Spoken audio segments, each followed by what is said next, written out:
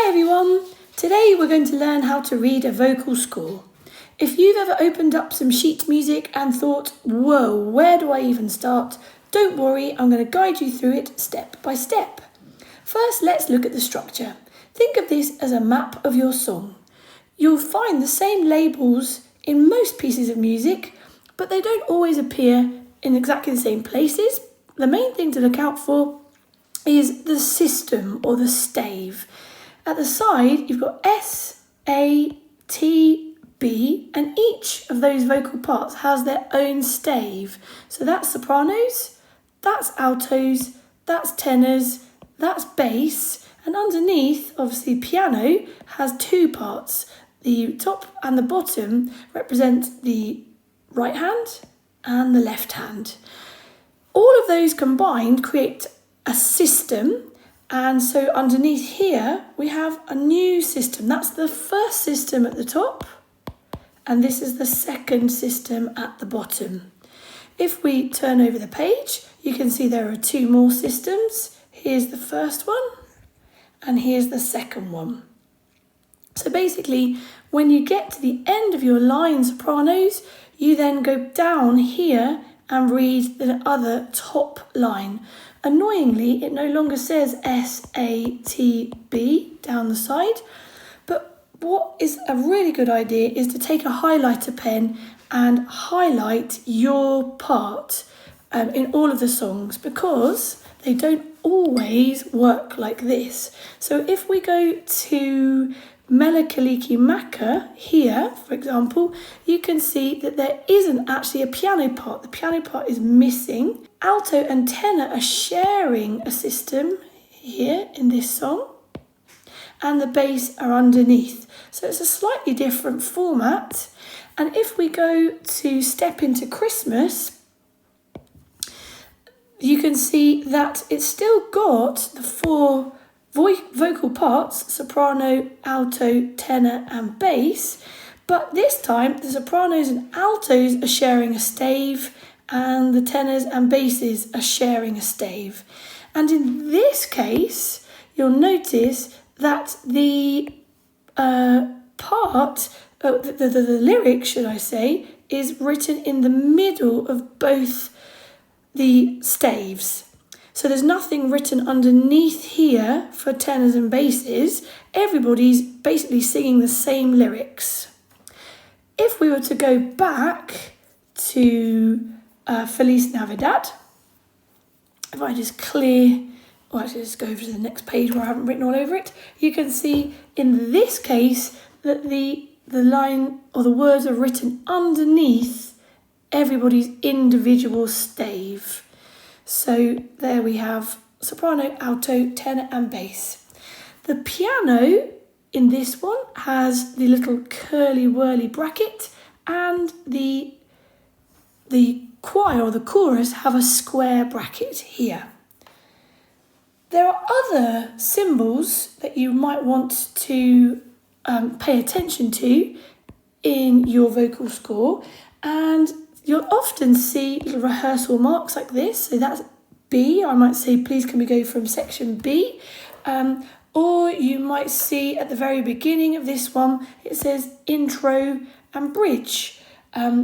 These labels show you how the piece is built so you don't get lost. The thing that seems to cause us most bother is when it says DC. DC literally means da capo or the top. So when we go back to the top, what we're actually being asked to do is go to the top of the music. So the top of the music is here. This is the beginning, the top. So a da capo would ask you to go back to the top, and you'd sing all of this again for a second time. And then when you reach the da capo for the second time, you continue on to an ending or a coda. That would often be written like this: C-O-D-A, and you would have a circle with a cross through it. I'll point out any da capos or any DS Alseños and coders and things like that in each individual video for Christmas when you see them. So coda is just another word for ending.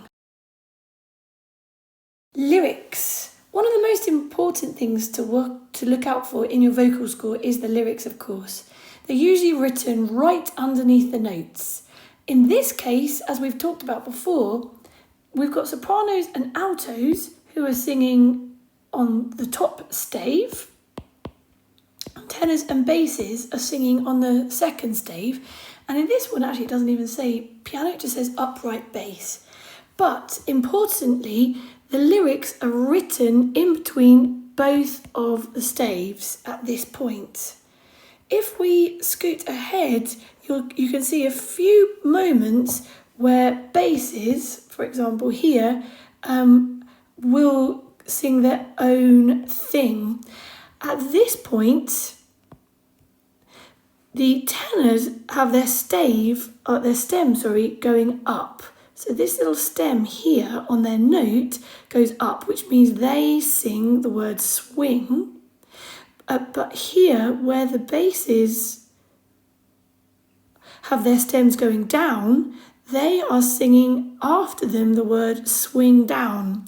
So in other words, it goes swing for tenors, altos and sopranos, and then the basses follow them with swing down. And then you can see here there's nothing more written for the basses, which means they then jump back up and they continue singing Swing Down Angels. Slightly scary moment that might come and surprise the tenors and basses is, for example, in Calypso Lullaby, if you're following the lyrics. So at this song, sopranos and altos are on the top stave, the tenors and basses are on the bottom stave. We know that it's the vocal line here because they're gathered together by this square bracket, and underneath we have the curly bracket that looks a bit like a sideways moustache for the piano.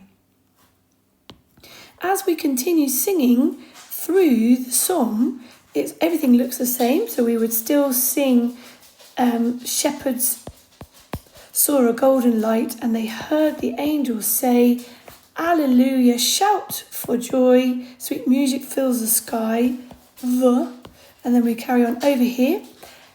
Still got sopranos and altos, tenors and basses underneath, and everyone's still singing Heaven's Ring while angels sing a Christmas lullaby. At this point, bar 24, you'll notice that the tenors and basses suddenly have 2 bars rest. And then when we get down to bar 27, all we have is soprano and alto and piano. There is no longer a tenor and a bass part. And that's because we're getting a nice dynamic contrast. It's creating a different texture just with the lighter voices on top, the higher voices on top. Over onto the page here, still no tenors and basses, but then thankfully when we get back to bar 33, you'll see the square bracket returns, which means that we're back, everyone's back in together. Sopranos and altos are here, tenors and basses are here, and it says unis for unison. Here's a big one, the time signature. These are the 2 numbers at the top of your piece of music. The number at the top tells you how many beats per bar.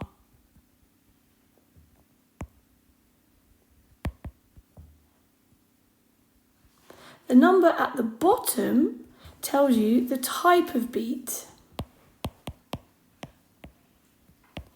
So here we know that we've definitely got 4 of something, and the bottom note is a 4 as well. In the UK, we call these crotchets.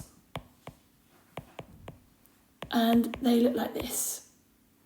So in other words, there are 4 crotchets per bar. In Europe and in America, overseas, they're called quarter notes. So that's where that 4 comes from. In other words, there are 4 quarter notes or 4 crotchets, beats per bar. And just a quick reminder, this is a bar here, a unit of time. It's like the heartbeat of the song. If we look at Feliz Navidad, you'll notice that there isn't even a time signature with numbers. This one has a C, and the C represents common time. The most common time signature is 4/4 or 4 beats in a bar. Most things we can tap off to along to and count 4 beats. So you might see a C at the top instead of 4/4. Sometimes you'll see a C with a line down the middle, and that's called cut common time. In other words, you divided it in half, so there are 2 beats in a bar, 2/4, rather than 4/4.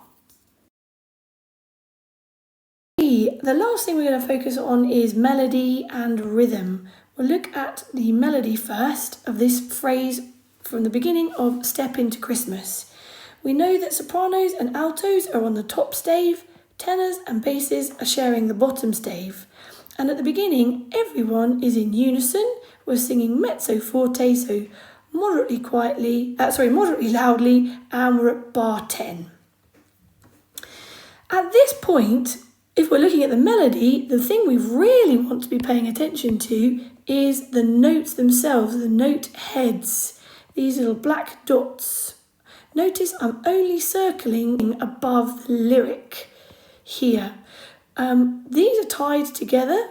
We'll talk about why they're tied together in the rhythm part in a moment. But essentially, everybody is going up the musical ladder if you're in sopranos and altos. And we sing the phrase, "Welcome to my Christmas song." So we kind of go slightly down at the end there. But if I was a tenor, you can see here that at the beginning we are singing really high compared to the basses, but we are still singing in unison. It's just called an octave apart.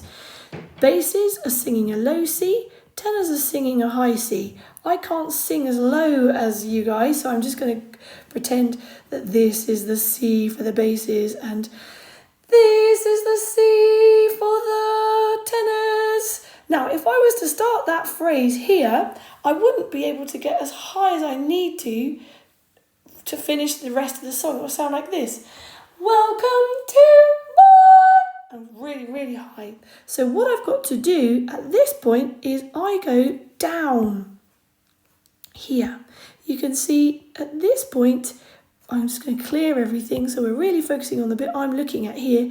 Tenors are going up here and then back down. So they sing, "Welcome to my Christmas song." Because tenors may not be able to sing that really low C. "Welcome to my Christmas song." Just to reiterate, I am not singing it in the right pitch or the right octave for tenors or anyone, but that explains essentially what we're looking at for melody. And then finally, we can talk about rhythm. So sticking with this phrase in Step Into Christmas, this is where we've got something that's called syncopation, and it's a really long, fancy word and basically means the groove. And it's really hard to explain. It's something that you really ought to feel more than anything. But I'll just quickly explain it for you. Syncopation is where you stress the off beat. In music, we have strong beats and weak beats or off beats. Remember that in this piece of music, there are 4 beats per bar. We can see that from the time signature at the beginning. So that's 1, 2, 3, 4. Now, if you notice, the melody, actually, the rhythm of it is going to land slightly between those beats. And that's what gives you the groove or the syncopated feeling. If it was on the beat, we would sing, "Welcome to my Christmas song." And it wouldn't have that groove to it. But if we keep the beat going, I'm just going to tap the table. 1, 2, 3, 4. "Welcome to my Christmas song." Because I went in between the beat, it makes it feel slightly groovy. One of the reasons why we've got this tie here is because we started with a quaver and that threw everything off beat, but they still add up to one crotchet. So this is a crotchet, a quaver, add a quaver is a crotchet. This is one crotchet, and this is a quaver, add a quaver, that adds up to one crotchet. So we've essentially chopped the first beat in half, and it's thrown everything and delayed it onto the weaker beat of the bar. Overall, there's a big rule in popular music, which is you never clap on 1 and 3. This is the strong beat, beat 1 and beat 3. We always clap on beats 2 and 4.